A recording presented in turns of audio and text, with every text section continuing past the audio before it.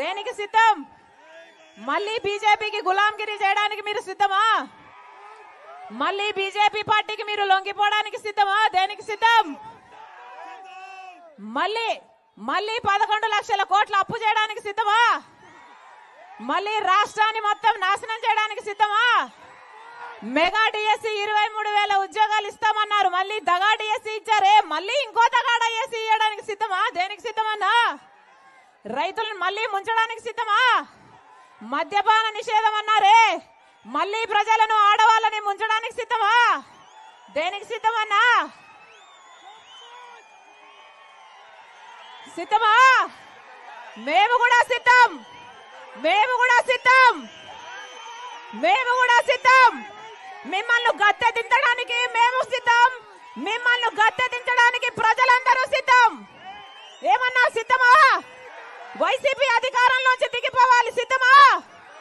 ఎన్ని మాటలు చెప్పారన్నా, ఒక్క మాట అయినా నిలబెట్టుకున్నారా? అన్ని మాటలు ఫ్యాన్ గాలికి కొట్టుకుపోయాయి కదా.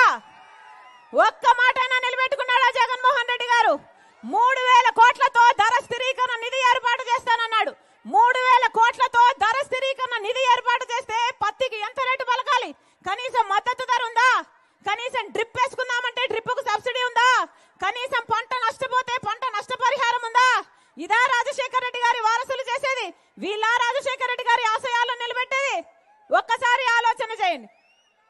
రాజశేఖర రెడ్డి గారు యువకులను నెత్తిన పెట్టుకున్నారు. ఏది కావాలంటే అది చదువుకోండి, ఫీజు రియంబర్స్మెంట్ అని చెప్తే జగన్మోహన్ రెడ్డి గారు ఏం చేశారు? 2,30,000 ఉద్యోగాలు ఖాళీగా ఉన్నాయి, అధికారం లేకొచ్చిన వెంటనే అవన్నీ భర్తీ చేస్తానన్నాడు. 5 సంవత్సరాలు చేయలేదు. ఈ రోజు వరకు కూడా 2,30,000 ఉద్యోగాలు అలాగే ఖాళీగా ఉన్నాయి. 5 సంవత్సరాలు ఏం చేశారన్నా? గాడిదలు కాశారా? గుడ్డి గుర్రాలకు పళ్ళు దోబారా? సిద్ధమంట.